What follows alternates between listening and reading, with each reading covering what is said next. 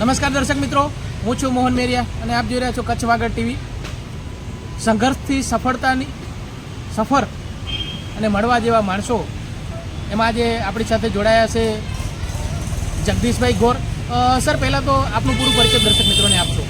નમસ્કાર, હું જગદીશભાઈ પુરુષોત્તમ ગોર ભુજમાં રહું છું અને મારી ઉંમર 78 વર્ષની છે અને સમાજ સેવાના કામ કાર્ય કરું છું. નિવૃત્ત છું. સર, આપનું બાળપણ અને આપનું એજ્યુકેશન કેટલા સુધી ભણેલા છો? જી, હું એગ્રીકલ્ચર ડિપ્લોમા સુધી ભણ્યો છું અને બાળપણથી કરીને આજ 78 વર્ષ સુધીમાં મેં આનંદ જ મનાવ્યો છે. મને ક્યારે ન સાંભળે કે કોઈ એવા 2 મહિના નીકળ્યા હોય કે જેમાં મને ચિંતા થઈ હોય એવા. એટલે ભગવાનની કૃપા છે અને તંદુરસ્તી પણ બરોબર છે. કઈ કઈ સ્કૂલોમાં તમે ભણેલા? સૌ પ્રથમ તો હાથીસ્થાન પ્રાથમિક શાળા, પછી મિડલ સ્કૂલ અને પછી ઓલ્ડફ્રેડ હાઈસ્કૂલમાં ભણી અને પછી ત્યાં આગળ ખેતીવાડી ખાતામાં ડિપ્લોમા કરવા માટે. ખૂબ સરસ. ખાસ કરીને જે તે વખતે તમારું બાળપણ હતું તો એ ટાઈમે પારિવારિક પરિસ્થિતિઓ કેવી? બહુ સરસ હતી. મારા બાપુજી આમ સામાન્ય રીતે સમાજમાં એક સારું સ્થાન ધરાવતા હતા. પૈસે ટકે સુખી હતા. અમે ખાવા પીવામાં ક્યારેય કાંઈ વાંધો નહોતો આવ્યો. એટલે આજે અમે તંદુરસ્ત છીએ બચપનના કારણે. હા, ખૂબ સરસ બાબત. કારણ કે જે તે વખતે તમારું જે વખતનું બાળપણ હશે એ ટાઈમે તો આમ જોવા જાવ તો પારિવારિક પરિસ્થિતિ લોકોની બહુ ખરાબ હતી અને એની અંદર તમે જ્યારે તમારું પારિવારિક પરિસ્થિતિ બહુ સારી હતી અને ખૂબ સારી રીતે તમે ભણી શક્યા અને આ લેવલ સુધી પહોંચી શક્યા. તો ખાસ કરીને તમે એગ્રીકલ્ચરમાં ડિપ્લોમા કર્યું તો આમ તો તમે બ્રાહ્મણ પરિવારથી છો તો ઘણા ખાસ કરીને આપણે જોતા હોય તો બ્રાહ્મણ પરિવારના વિદ્યાર્થીઓ ખાસ કરીને શાસ્ત્રો અને એના વિશેનું શિક્ષણ મેળવતા હોય છે. તમને એગ્રીકલ્ચર, કારણ કે ખેતીવાડી તો આમ ખેડૂતોનું કામ છે, તો એવું ખાસ વિષય પસંદ કરવાનું ખાસ? મારી એક માન્યતા છે કે બ્રાહ્મણ એને જ કહેવાય કે જેની પાસે બ્રહ્મ તત્વનું જ્ઞાન હોય. બરાબર. હવે એવા બ્રાહ્મણ કેટલા જેની પાસે બ્રહ્મ તત્વનું જ્ઞાન હોય. એટલે મારી પાસે તો એ હતું નહીં, તો મારે ફરજિયાત વૈશ્ય થઈ છૂટકો. એટલે પછી વૈશ્ય થયો. આ ખેતીવાડી એટલે વૈશ્યનું કામ છે એટલે વૈશ્ય થયો અને ખેતીવાડીનું શીખ્યો. ત્યાર પછી નોકરી કરી. નોકરીમાંથી ન ફાવ્યું એટલે પછી સરકારી નોકરી સાહેબ મારી ને રાજીનામું આપી દીધું અને પછી વેપારમાં પડ્યો અને પ્રભુની કૃપા છે, બહુ બધું બરોબર છે. અચ્છા, અને ખાસ નોકરી છોડવાનું મુખ્ય શું કારણ? સાહેબ, એમાં એક અહમ 2 જણા વચ્ચે અટકાયો. અમારા એક હેડ સાહેબ હતા, અમારા હેડ ક્લાર્ક હતા. તો એમને એકવાર મારાથી જરાક મોડું થઈ ગયું તો એમના મોઢામાંથી અપશબ્દ નીકળી પડે. હવે ત્યારે મારી ઉંમર 23 વર્ષ 23 વર્ષ ઉકળતું લોહી. ત્યારે ઉકળતું લોહી. તો ત્યારે પછી એમના મોઢામાંથી અપશબ્દ નીકળતાની સાથે જ મેં પણ અપશબ્દ બોલ્યો. હું પણ બોલે સામે હા. ચાલી થઈ. એટલે પેલા સાહેબ બેસી ગયા અને સૌથી મોટા સાહેબ જ્યારે આવ્યા ત્યારે એમને વાત કરી કે ગોરે મારી સામે અપશબ્દ બોલ્યા છે. એટલે સાહેબે મને અંદર બોલાવ્યો અને કીધું શું વાત છે? એટલે મેં કહ્યું હા સાહેબ, વાત સાચી છે, પણ પહેલાં એમણે મને ગાળ આપી પછી મેં. તો સાહેબે મને કીધું કે તમારાથી ઉંમરમાં મોટા છે, હોદ્દામાં મોટા છે, બધી રીતે મોટા છે, તમારાથી ન બોલાય ને સામે. મને કેવું હતું? એમ કે સાહેબ ભૂલ થઈ ગઈ. કે તમે મને કહો ભૂલ થઈ ગઈ એમ નહીં, તમે સોલંકી સાહેબને કહો કે મારાથી ભૂલ થઈ ગઈ છે. કે સાહેબ ચોક્કસ કહીશ, પણ એમનાથી પણ ભૂલ તો થઈ જાય. બંને જણા તો હા, સામસામા કે હું બીજી ચર્ચા સાંભળવા નથી માંગતો, તમારે એમને માફી માગવી પડશે. નહીં કે હું માફી પછી માંગીશ. તો પહેલાં એમને ગાડી હતી, પહેલાં એ મારી માફી માંગી. એટલે પછી સાહેબ ગુસ્સે થઈ ગયા. મોટા સાહેબ કે હવે તમારે લેખિતમાં માફી આપવી પડશે. એટલે કે ભલે સાહેબ, કાગળ દો. એટલે એમની પાસે મેં કાગળ લઈ અને રિઝાઇન કર્યું નોકરીમાં. માફીની જગ્યાએ રિઝાઇન લેટર. મારે નોકરી નથી કરી. અને સાહેબને એક શબ્દ બોલ્યો હતો કે સાહેબ, હું ભૂખે નહીં મરું એટલો મને વિશ્વાસ છે. ખાસ કરીને તમે એગ્રીકલ્ચરમાં ડિપ્લોમા કર્યું તો એ વખતની ખેતીમાં અને હાલની ખેતીમાં તમને કેટલો તફાવત જોવા મળે છે અને એ વખતની ખેતી કેવી હતી? ઘણું બધું. પહેલાં એક રાસાયણિક ખેતી તરફ એક ઘોગ હું 64-65ની વાત કરું 1900 બરાબર. તો રાસાયણિક ખેતી તરફ બધા ભર્યા હતા અને ત્યારે અમને આ સેન્દ્રિય ખાતર વિશે આવતું ભણવામાં પણ એનો ઉપયોગ બહુ ન થતો પણ હવે તો સેન્દ્રિય ખાતરનો બહુ ઉપયોગ થાય છે. અને હવે તો દવાઓ પણ ઘણી બધી પ્રકારની દવાઓ આવી ગઈ છે જે ખરેખર માણસના જીવ સાથે પણ એક જાતનું ચેડા થઈ રહ્યું છે ટાઈપનું વાતાવરણ અત્યારે. ઓર્ગેનિક ખેતી તરફ હવે આખી દુનિયા વળી છે એમ. બિલકુલ. અને ખરેખર આપણા ખેડૂતો પણ એના તરફ હવે વરવું જ જોઈએ. બિલકુલ. ખાસ કરીને જ્યારે સંઘર્ષની વાત કરતા તો જીવનમાં કેવી કેવી પરિસ્થિતિઓનો તમારે સામનો કરવો પડ્યો જ્યારે જેમ કહી શકાય કે તમારા જીવનની અંદર એવી કોઈ વિકટ પરિસ્થિતિ? વિકટ પરિસ્થિતિ મારી 78 વર્ષની જિંદગીમાં એક જ વખત આવી. સાહેબ, વિકટ પરિસ્થિતિની વાત કરું તો મારા જીવનમાં થોડાક મહિના એવા નીકળ્યા હતા. મારી ઉંમર ત્યારે નોકરી મૂકીને નવો લાગ્યો હતો. અમારો આમ શાકભાજીનો વેપાર. આમ આજની તારીખમાં હું જૂની શાક માર્કેટનો ભુજનો પ્રમુખ છું. મારા બાપુજી પ્રમુખ હતા. તો મેં હોલસેલમાં જપ લાગ્યો, શાકભાજી ફ્રૂટમાં હોલસેલમાં જપ લાગ્યો અને મારું બહુ સરસ ચાલતું હતું. 24-25 વર્ષની ઉંમર હશે. અને જાન્યુઆરી મહિનામાં નવા બટેકા નીકળ્યા ત્યારે જે બહારના મોટા વેપારીઓ હતો ને એમણે મારા ઓર્ડર વગર માલો મોકલવો, બિલ બનાવીને મોકલવો.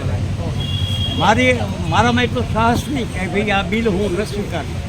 કે આટલો મોટો માણસ, લાખોપતિ કરોડાધિપતિ માણસ આપણે આ પોતાના વિશ્વાસથી માલ મોકલે છે એટલે હું રાખતો. ત્યારે એ વખતની અંદર લગભગ હું 30,000 રૂપિયા ચૂકવ્યો. હવે 30,000 રૂપિયા એટલે બહુ મોટી રકમ હતી મારા માટે અને મારી ઉંમર નથી. તો હું ગભરાઈ ગયો કે હવે શું કરવું. પછી તો જે માગનારા હતા પૈસા એ તો પૈસા લેવા આવે. હવે મારે શું કરવું, ક્યાં ભાગી જાઉં એમ વિચાર કરીને મેં ભાગી જવાનો નિર્ણય કર્યો. મારી ઘરવાળીને મેં કીધું તું માવિત્રે થોડાક દિવસ ફરી આવો અને પછી જો આવજે હું તને કહું. એટલે એમને માવિત્રે મોકલી અને ઘરમાં મેં ચિઠ્ઠીઓ નાખી 4 કે ક્યાં શહેરમાં ભાગવું. દિલ્હી, મદ્રાસ, કલકત્તા અને મુંબઈ 4 ચિઠ્ઠીઓ નાખી. પછી ચિઠ્ઠી કાઢી તો એમાંથી મુંબઈ નીકળી. એટલે મુંબઈની ચિઠ્ઠી મેં ખીચામાં રાખી, બાકીને ફાડી નાખી અને બધું તૈયાર કરી નાખ્યું. તૈયાર કરી કપડાં ને જે કંઈ ટુવાલ લેવાનું. પછી મને થયું કે હવે આશાપુરાના દર્શન કરી આવું. ત્યારે ગાડી 1 વાગે ઉપડતી બપોરે, મીટર ગેજ ગાડીઓ હતી.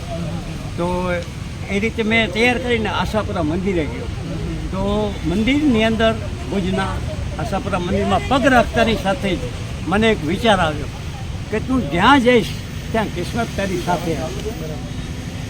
તું અહીંયા તારા કિસ્મત અજમાવ. હવે હું શું કહું, હું અજમાવું મને તો કંઈ સમજણ પડતી નથી, પણ માનો આદેશ છે એમ સમજી અને તરત હું દર્શન કરીને બહાર નીકળ્યો. ફરતા ફરતા હું બસ સ્ટેશને આવ્યો અને જે બસ ઊભી હતી એ બસમાં ચડી ગયો. ઓને પૂછ્યું ક્યાં જવું છે? મેં કહ્યું આ જ્યાં જાય ત્યાં. કે ગાંધીધામ જાય છે. મેં કહ્યું ભલે ગાંધીધામની ટિકિટ દો. એમણે મેં ગાંધીધામની ટિકિટ લીધી. ગાંધીધામમાં ઉતર્યો, થોડોક ફર્યો. ફરતા ફરતા ખન્ના માર્કેટ પાસે આવ્યો. ખન્ના માર્કેટમાં મારા બાપુજીના એક મિત્ર ઘનશ્યામદાસ કરીને હતા, સિંધી મોટા વેપારી હતા. એમણે મને જોયો, એણે મને બોલાવ્યો. એટલે પછી મને ફ્રૂટનો ભાવ પૂછ્યા. સંતરાના શું ભાવ છે, સફરજનના શું ભાવ છે, આના શું ભાવ છે. મેં કહ્યું હું ઘણા મહિનાથી કામ ધંધો કરતો નથી. મારો માંગનાર એટલા વધી ગયા છે કે હું શાક માર્કેટમાં જતો જ નથી. તો મારા પર ગુસ્સે થાય કે તું વેપારીનો દીકરો છો, કોણ છો? આવું કદી બોલાય કે હું ધંધો નથી કરતો? જ્યાં હું આકાને અને કાલે માલ મોકલું છું એ વેચીને મને બિલના પૈસા હલાવી દેજે. એટલે મેં તો ભલે. મને આશા નહોતી કોઈ માલ મને મોકલે હવે આ તૂટેલા માણસને. બીજા દિવસે 4 દાગીના, સંતરા, મોસંબી, દાગીને એવો 4 દાગીના મને આવ્યા. હું તો ગયો નહોતો. એક મજૂર મને ઘરે તેડવા આવ્યો. ત્યારે અમેરિકન સફરજન આવતા નાના, એની 2 પેટી હતી. ગામમાં ક્યાં નહીં. તો મને બોલાવવા આવ્યો. હાલ હું આગળ માણસો ઊભા છે સફરજન લેવા માટે. એટલે હું મોઢામાં દાંતણ નાખીને જ ગયો. ત્યાં જઈ અને અહીંયા એક ચંદ્રગર કરીને એક હતા, ઓફ થઈ ગયા પોતે. એમને મેં કીધું કે બાબાજી તમે જે ઠીક લાગે એ ભાવ ભરી દો, મને પૈસા હમણાં જ ખપશે. અચ્છા. કે ભલે. એમણે સારા ભાવ ભર્યા, પૈસા આપ્યા. મેં ભુજ ગાંધીધામ ટ્રાન્સપોર્ટ અહીંયા કરીને છે શિવજીભાઈની, એમાં મેં પૈસા અને બિલા લાવ્યા. બીજા દિવસે સાહેબ 20 દાગીના આવ્યા. 20 દાગીના એવી જ રીતે મેં વેચ્યા, પૈસા હલાવી દીધા. ત્રીજા દિવસે 80 દાગીના આવ્યા. 80 દાગીના પછી મેં ઓપ્શન કરીને વેચી અને બિલ મેં ચંદ્રગરને આપી દીધો. એમના પૈસા મેં દઈ દીધા તરત જ. તે જ દિવસે પૈસા લાવી દીધા. ચોથા દિવસે 120 દાગીના આવ્યા. અને પછી કન્ટિન્યુ રોજના 100, 125, 150, 100, 150. સાહેબ મારો 3 દિવસમાં આખો આશાપુરા મંદિરે ગયા પછી 3 દિવસમાં મારો આખું જીવન બદલાઈ ગયું. આ એક જ મારા આખા જીવનમાં 78 વર્ષમાં પણ એક ઘટના એવી બની કે તમારું આખું જીવન બદલી ગયું. હા, એક જ ઘટના. બાકી આનંદ મોજમાં. અત્યારે પરિવારમાં કોણ કોણ છો તમે? મારી 3 બેબી છે, 2 જમાઈ છે, એક મારી ઘરવાળી છે અને હું છું. આટલા 2 બેબીને પરણાવી છે, એક મારી સાથે રહે છે અને સુખી છે. દીકરીઓનું એજ્યુકેશન? એ બધી 3 ગ્રેજ્યુએટ છે અને વેલ સેટ છે બધી. ખૂબ સરસ. ખાસ કરીને વાત કરીએ તો તમે રામ મંદિર વખતે તમે બહુ સંઘર્ષ કરેલો છે અને કચ્છમાંથી મુખ્ય ભૂમિકા નિભાવેલી, તો એના વિશે થોડી વાતો આગળ છો. સાહેબ એ વાત યાદ કરું આજે મને એમ થાય કે મેં આ શું જે ત્યારે પગલું લીધું વ્યાજબી હતું કે કેમ આજે મને એમ થાય. મારી મોટી દીકરીના લગ્નનો તારીખ નક્કી થઈ ગઈ. 90ની સાલ તારીખ નક્કી થઈ ગઈ. અમે અહીંયા જય માતાજી ગ્રુપવાળા બધા ભેગા થયા હતા કે ભાઈ અયોધ્યા આપણે કાર સેવા માટે જવાનું છે, તો કોણ કોણ નામ લખાવો. કોઈ નામ લખાવવા અહીંયા તૈયાર ન થાય. હું ભુજની વાત કરું, કોઈ નહોતો. એટલે સૌથી પહેલાં હું ઊભો થયો કે હાલો હું પહેલાં મારું નામ લખો, હું જઈશ. બરાબર. પછી તો બીજા ઘણા આવ્યા અને એવી રીતે અમે અહીંયાથી બધા નીકળ્યા. મારા ઘરવાળાએ કીધું કે તમે દીકરીના લગ્નની તારીખ ફાઇનલ થઈ ગઈ છે અને તમે આ અયોધ્યા જાઓ છો, ત્યાં પછી ક્યારે પાછા આવો. એટલે મેં એક શબ્દ એમને કીધો હતો ત્યારે કે જો હું ટાઈમસર પાછો આવી જાઉં તો હું લગ્નમાં સામેલ થઈશ. જો ન પહોંચી શકું તો તમે તમારી રીતે લગ્ન કરી નાખજો, દીકરીને પરણાવી દેજો. અને એમ છતાં મને જો ત્યાં કાઢે, કારણ કે અમે મશીન ગનોની વચમાં હતા. ગોળીઓ જ્યારે 90માં જ્યારે ફાયરિંગ થયું હતું ત્યારે, એમ છતાં મને કંઈ જો થઈ જાય તો પછી તમને જેમ યોગ્ય લાગે એમ કરજો, પણ હું અયોધ્યા જઈશ. અને જે તે વખતે તમે અહીંથી ગયેલા, કારણ કે એ વખતે તો સાધનોની બહુ સમસ્યા હતી, તો કેવી રીતે એ તમે પ્રવાસ કર્યો? હા, અહીંયાથી અમે પહેલાં ગાંધીધામ ગયા. ગાંધીધામથી પછી ગાડીમાં બેઠા, પાલનપુરથી ગાડી બદલાવી, પછી એમપીમાં અમને બોર્ડર ઉપર છોડી દેવામાં આવ્યું અને કીધું હવે તમે તમારી રીતે અહીંથી જાઓ. અને અહીંયાથી 250 કિલોમીટર અયોધ્યા છે, ત્યાં કારણે અમને કહેવામાં આવ્યું. અને પછી અમે ત્યાંથી નીકળી પડ્યા ચાલતા. હા, ત્યાંથી ચાલતા નીકળ્યા. પછી રસ્તામાં કોઈ ગાડીવાળો મળે, કોઈ સ્કૂટરવાળો મળે, કોઈ સાયકલવાળો મળે, કોઈ ટાઈમ મળે. હા, આપણે ગાડીઓ આવે અને ખેડૂત કોઈ મળે, જે મળે તે અમને બેસાડતું જાય. અમે ખાલી એટલું કહીએ કે અમે કાર સેવા માટે કાર ભક્ત છીએ, તો એટલા રાજી થાય. સાહેબ અમારી પાસે બુટ પોલીસના કોઈ પૈસા ન લે, હજામતના કોઈ પૈસા ન લે, અમે જ્યાં ચા પીએ ત્યાં કોઈ ચાના પૈસા ન લે, અને જે ગામમાં જઈએ તે ગામમાં અમારું સ્વાગત થાય. કચ્છમાંથી એ વખતે કેટલા લોકો તમારી સાથે જોડાયા? મારી સાથે 7 જ જણા હતા. બીજા રાજકોટ થઈને ગયા હતા, કેટલાક લોકો ગાંધીધામથી ચડ્યા હતા. એટલે આમ તો ઘણા હતા, મને યાદ નથી કંઈ 50-1ની આજુબાજુ તો હશે કચ્છમાં. કારણ કે થોડાક ટાઈમ પહેલાં અમુક પેપરોમાં પણ એ માહિતી આવેલી. હા, સન્માન થયેલું અમારું માટે. ખૂબ સરસ લાગ્યું. અને જે તે વખતે તમે અયોધ્યા પહોંચ્યા તો ત્યાંની સ્થિતિ શું હતી અને કેવી પરિસ્થિતિમાંથી ત્યાંથી પછી તમે પાછા આવ્યા? એકદમ કડક વાતાવરણ હતું અને મુલાયમસિંહની સરકાર હતી ત્યારે એ વખતે. અને અમને રસ્તામાં જ્યાં કોઈને ખબર પડે સરકારી માણસોને, જેમાં ખાસ કરીને પોલીસ અને મિલિટરી વાળા, ત્યાં કને અમને એરેસ્ટ કરી. અચ્છા. હું 3 વખત એરેસ્ટ થયો અને 3 વખત હું ભાગી ગયો. અચ્છા. એટલે મને એમ લાગે છે કે એ લોકોએ અમને ભાગવા દીધા એમ, હા બીજી ભાષામાં કહીએ તો. બરાબર. તો આટલી આસાનીથી કોઈ ભાગી ન શકે, તો અમને ભાગવા દીધા એમ. એટલે આવી રીતે 3 વખત એરેસ્ટ થયો અને 3 વખત ભાગ્યો. અને ખાસ કરીને અત્યારે વાત કરીએ તો દાદી દાદા પાર્કમાં ત્યાં આગળ આપણે બેઠા છીએ. ત્યાં આગળ ઘણા સમયથી તમારી એક મુહિમ ચાલે છે હાસ્ય રસનું. તો આ ચાલુ ક્યારથી થયું અને આ ચાલુ કરનાર કેવી રીતે આની શરૂઆત? બિલકુલ. હાસ્ય પરિવાર સંઘ પહેલાં હાસ્ય ક્લબના નામથી ઓળખાતું અને એની સ્થાપના 2004ની અંદર આ જ સ્થળે પેલી જગ્યા ઉપર એની સ્થાપના થઈ. અને ચંદ્રવદનભાઈ મહેતા નામના બુઝુર્ગ છે હજી પણ, એમણે આ મંડળની સ્થાપના કરી અને પહેલાં પ્રમુખ હતા. ત્યાર પછી એમની અવસ્થા થતાં ઝવેરીલાલભાઈ આવ્યા હતા, બુદ્ધભટ્ટ સોનિયા, એ પ્રમુખ છે. એમના મૃત્યુ પછી એમના દીકરા રસિકભાઈ બુદ્ધભટ્ટ એ અહીંયાના પ્રમુખ છે અને ત્યાર પછી હું પ્રમુખ છું. ખાસ કરીને આજે તમારું જે કાર્યક્રમ જે ચાલે છે દર રવિવારે કરો છો, તો આની પાછળનું મુખ્ય ઉદ્દેશ્ય શું છે? હાસ્ય એક અનિવાર્ય ચીજ છે આપણા જીવન માટે, એમ મારું માનવું છે. અને હાસ્ય વગરનો માણસ હું તો કોઈ જાનવર છે, માણસ જ નથી. બરાબર. એટલે અહીંયા કને જે આવે એ લોકોને અમે પહેલાં તો હસાવતા શીખાડીએ. હસવાની વાત કરતા હોય તો હસવાના ઘણા બધા પ્રકારો હોય. જી જી હા. ઘણી વખત માણસ ખુશીમાં પણ હસે છે, ઘણી વખત માણસ દુઃખમાં પણ હસે છે. તો અહીંયા આગળ જે તમે હસાવાનું જે આ બીડો ઝડપ્યો છે, અહીંયા કેવી રીતે હસાવવામાં આવે છે અને હસાવવા માટે ખાસ કરીને શું કરવામાં આવે છે? જી જી. હવે અમારી આ સંસ્થા છે ને બિલકુલ સકારાત્મક વિચારો ધરાવતા લોકોની જ છે. એટલે દુઃખમાં કોઈ હસે એવું તો અમે કલ્પી પણ ન શકીએ. હસાય છે, દુઃખમાં પણ હસવું આવે છે, પણ અહીંયા સુખમાં જ બધા હસે છે. અને જેમને ઘણી વખત ઘણા લોકોને હસતા નથી આવડતું, તો અમને એને શીખાડીએ છીએ. તો મિત્રો તમે પણ સાંભળી લો, જેમને હસતા નથી આવડતું એ લોકો માટે તમે સૌથી પહેલાં હા બોલ્યો હા, પછી 2 વાર બોલો હા હા, પછી હા હા બોલ્યો, પછી નાભીમાંથી બોલો હા હા, પછી 3 વાર બોલો હા હા હા, અને પછી એમ વારંવાર બોલો.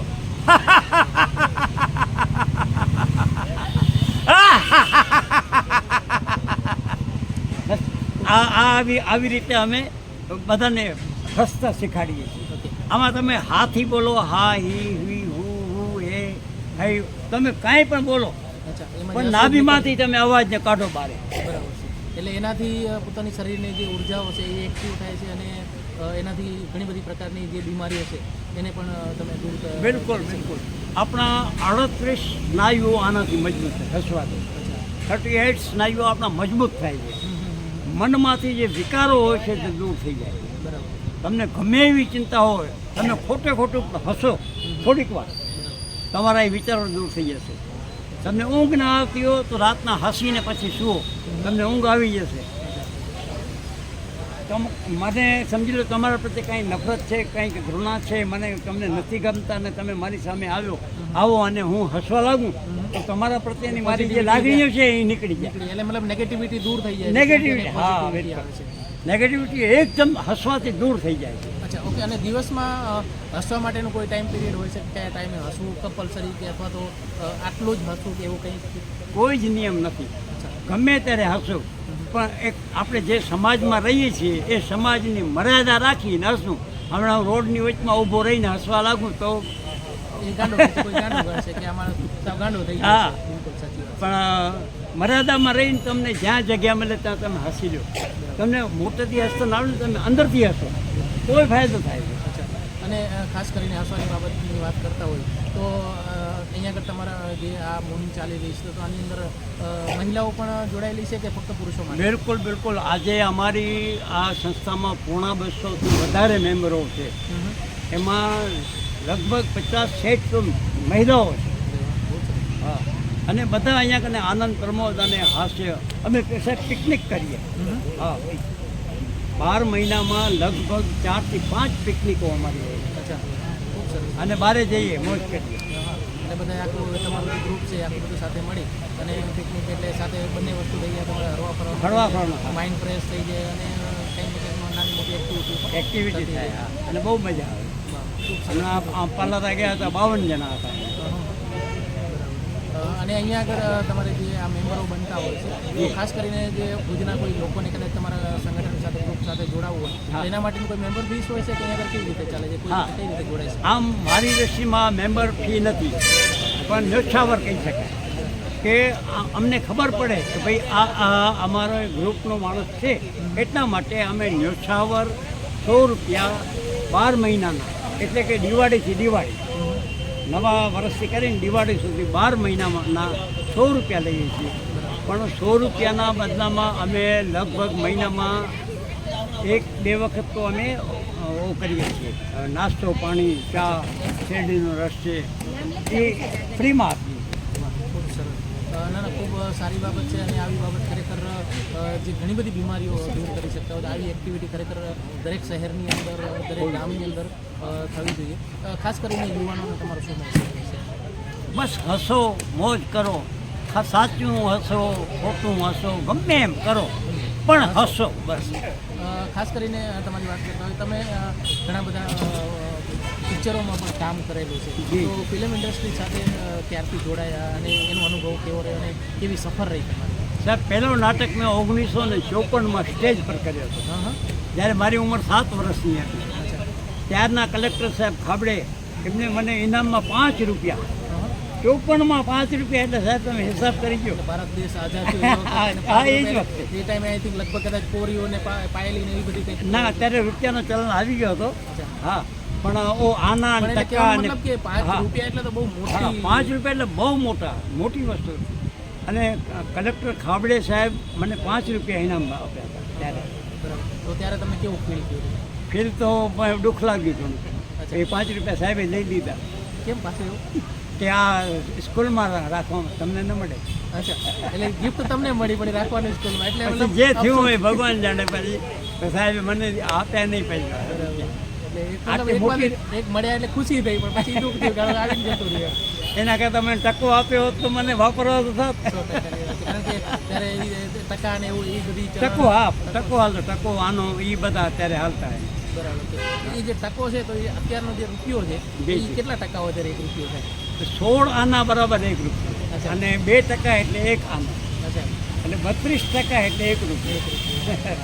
કારણ કે આજના યુવાનોને ટકા છે કે 5 યા 10 આ બધી વસ્તુ અત્યારના યુવાનોને ખરેખર ઘણા બધા અમને 1 પૈસો મળતો વાપરવા. અચ્છા, આ નવો પૈસો છે ને એ રોડ થાય. 1 પૈસો અમને વાપરવા મળતો સ્કૂલે જતા ત્યારે. અને ખાસ કરીને વાત કરતા હોય તો જ્યારે તમારું બાળપણ યુવાવન જે થતું હતું તો એ ટાઈમને ખાસ કરીને ખોરાક કેવી હતી? અમારા ઘરમાં બાજરાનો રોટલો બહુ ચાલે. બાજરાનો રોટલો હોય, એક શાક હોય, ભાત અને દાળ તો ક્યારેક જ થતા અમારા ઘરમાં. બરાબર. અમે આમ સમાજની રીતે પૈસાદાર હતા પણ અમારા ઘરમાં એ રોટલો ને શાક હોય અને વધારે પડતું રીંગણ બટેકાનું શાક. બસ. એટલે એકદમ પૌષ્ટિક અને સાદું સિમ્પલ ખોરાક એટલે શરીરને નુકસાન પૌષ્ટિક આહાર મળી રહે. રાત્રે ખીચડી. આજથી તમારી ફિલ્મ ઇન્ડસ્ટ્રી સાથેની તમારી જે સફર રહી તેમાં કેટલી પિક્ચરોમાં તમે કામ કરેલું અને કઈ કઈ ભાષાઓ સાથે તમે આ લગભગ અમે 70 ફિલ્મોમાં કામ કર્યું. આમિર ખાનની જોડે કામ કર્યું છે, પછી ઋતિક રોશનની જોડે કામ કર્યું છે અને શાહરૂખ ખાન સાથે કામ કરવાનો મોકો મળ્યો પણ એ કટ થઈ ગયો હતો. અચ્છા, કેટલી ભાષાઓમાં તમે કામ કર્યું? મેં લગભગ 7 ભાષાઓમાં ફીચર ફિલ્મોમાં કામ કર્યું હતું. અચ્છા, અને બીજું તો ખાસ કરીને ડોક્યુમેન્ટરી કે આપે એ તો ઘણી બધી, એમાં તો કોઈ હિસાબ જ નથી. એ છે ખાસ કરીને તમે જ્યારે પિક્ચરોમાં કામ કરતા હો તમે કેવા પ્રકારના રોલ તમે ભજવ્યા છે? કેવા પ્રકારનો રોલ તમને મને ગમતો રોલ ગાંડાનો છે. અચ્છા, અને દારૂડિયાના એક્શનમાં મને આખા કચ્છ જિલ્લામાં પહેલો ઇનામ મળ્યો હતો. દારૂડિયાના એક્શનમાં મને આ બે પાત્રો ગમે છે પણ મેં લગભગ વધારે પડતા વૃદ્ધોના પાત્રો કર્યા. દુઃખી વૃદ્ધ હોય, એનો દીકરો એને સતાવતો હોય, એને એના દીકરાની ઘરવાળી એને સતાપ્યો, એવા પારિવારિક પાત્રો વધારે સમસ્યાઓવાળી જે પાત્રો હોય છે. એવા પાત્રો ઘણા કર્યા છે. ઓકે. ખાસ કરીને વાત કરતા હોય તો અમે તમે કીધું કે દારૂડિયાના પાત્રો ઘણા બધા હોય છે, તો તમે ક્યારે દારૂ પીધેલું ખરું? મેં સાહેબ ટેસ્ટ કર્યો છે. મારી એક માનસિકતા એવી છે કે કોઈ પણ નવી ચીજને જોઉં તો હું એને કેચ કરવાની કોશિશ કરું. હું દારૂ નથી પીતો, બહારનું પાણી પણ ઘણા ટાઈમથી આજની તારીખમાં મારે કાંઈ ખાવું પીવું નથી ખાતો, પણ મને ખબર છે સાહેબ કે રમનો કેવો સ્વાદ હોય, વિસ્કીનો કેવો સ્વાદ હોય, બધા સ્વાદ એક એવું કેવો સ્વાદ હોય, એટલે એક વાર ટેસ્ટ કરી લીધો બધા. અફીણ, ગાંજો, સરસ, આ એના શું શું સ્વાદ હોય, કેવા હોય અને શું ફિલિંગ થાય છે એ ખાલી જાણવા પૂરતું મેં અનુભવ માટે થઈને બધું ચેક કર્યું છે. તો ખરેખર આજે આપણે જોતા હોય તો ઘણા બધા દારૂ પીને લોકો બહુ બધા પ્રકારના નાટકો કરતા હોય છે, બહુ ધમાલ મચાવતા હોય, તો તમારો અનુભવ કેવો હતો? ખરેખર એ વસ્તુ સાચી હોય છે? ના ના, હું નથી માનતો. તમે સાહેબ એ દારૂ પીવું ગમે એવો હોય, ગમે તેમ કરતો હોય, તમે એની દીકરીને બાજુમાં ઊભી રાખી દો તો ઓળખી જશે. અને વધારે પડતો શું છે, દારૂ પીધા પછી જેટલું તોફાન કરે એટલે એને મજા આવે. અચ્છા, ઓકે. બાકી એને બધું ખબર પડે છે. હા, તમે બે થપ્પડ નાખો એ બેસી જશે. હા, એક અત્યારે સાઈડ સાંભળ્યું નથી કે દારૂ પીધેલો કોઈ તો કૂવામાં જઈને પડ્યો. હા. એટલે એમાં બધા નાટક જ હોય છે. નાટક વધારે પડતા હોય.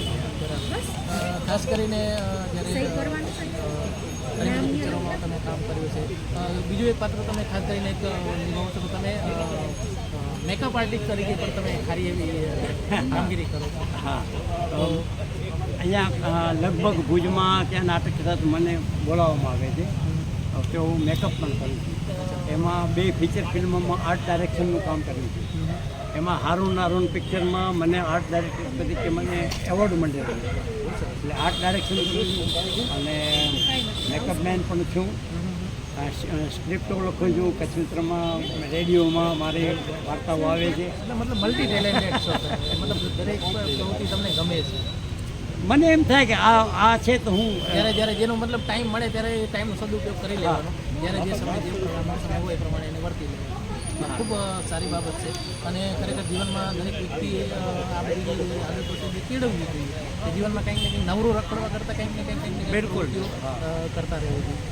ખૂબ સારી માહિતી તમે લોકો સુધી પહોંચાડી અને આપની જે અનુભવો છે, આપના જે માર્ગદર્શન છે એનાથી ઘણા બધા યુવાનોને પ્રેરણા મળશે. ખાસ કરીને વાત કરીએ તો ભારત દેશમાં અત્યારે જે કલ્ચર ચાલી રહ્યો છે, તો ભારત દેશની અંદર આજે ઘણી બધી જગ્યાએ તમે જોઈ છે કે અત્યારે પણ હાલ પણ એક જાતિવાદ અને આ બધી ઘણી બધી સમસ્યાઓ જ્યારે જોવા મળતી હોય, તો એ સમયની અંદર તમે જ્યારે યુવા હતા એ સમયના અને અત્યારના સમયમાં કેટલું ફરક જોવા મળે? અમને ખબર જ નથી. હા, ભાણજી મારો હરિજન મિત્ર એવો અમે ઘરે અમારી એ મારા ઘરે આવતો, હું એમના ઘરે. પછી અમે એને ખોડીદાસ, એમ નામ ખોડીદાસ હતું પણ એ હરિજન હતો. એ મારો સારામાં સારો મિત્ર. એવા તો મારા ઘણા બધા મિત્રો હતા, મુસલમાનો એટલા હતા, અમે એકબીજાના ઘરે જઈએ. આ બધી જાતિવાદ ને કોમવાદ ને આ બધું મને લાગે છે કે છેલ્લા 25-30 વર્ષથી કદાચ આવ્યું ભારતમાં. એથી પહેલાં મૂળ કારણ શું કે આટલું બધું જાતિવાદ ને કોમવાદ બધું રાજકારણ દરેક મૂળ છે રાજકારણ. દરેક સીટને બચાવનાર કોમ જ છે. આ કે યાદવ છો, આ છે બ્રાહ્મણ છે, આ હરિજન છે, આ દલિત છે, આના બસ મતો મેળવવા માટે જ આ બધું વિસ્તરણ થાય છે. અને એની ખાસ કરીને આજે ઘણી બધી જગ્યાએ આપણે જોતા હોઈએ છીએ તો આવી રીતે મૂળ કારણ રાજકારણ છે, પણ એની અંદર સૌથી વધારે બ્રહ્મ સમાજને બદનામ કરવામાં આવે છે, તો એના વિશે શું કહેશો? મારી માન્યતા છે કે કોઈ બ્રાહ્મણ નથી દુનિયામાં, કોઈ વૈશ્ય નથી, કોઈ શુદ્ર નથી, કોઈ ક્ષત્રિય નથી. દરેક વ્યક્તિ પોતાના કર્મ થકી એ વિરોધ પામે છે. આ એક વિરુદ્ધ છે. આવું વેદમાં લખેલું છે, હું નથી કહેતો. બરાબર. ખાસ કરીને તમારા જેવા જે મુરબ્બીઓ છે એ ઘણી બધી આ બધી વસ્તુમાંથી પસાર થયા છે. તમારા ઘણા બધા મિત્ર સર્કલ રહ્યું, આ બધી માહિતીઓ જે છે ખરેખર જે આ બધું આજની તારીખમાં પણ જે ફેલાયું છે સૌથી મોટું આની પાછળ રાજકારણ છે. ખૂબ સરસ માહિતી આપી અને આટલા બધા જે અનુભવો છે એ યુવાનોને ઘણું બધું માર્ગદર્શન પૂરું પાડશે. આટલો આપણા બીજી સમયમાં જે સમય મળે એના માટે ધન્યવાદ. શ્રોતાજનો તમને પણ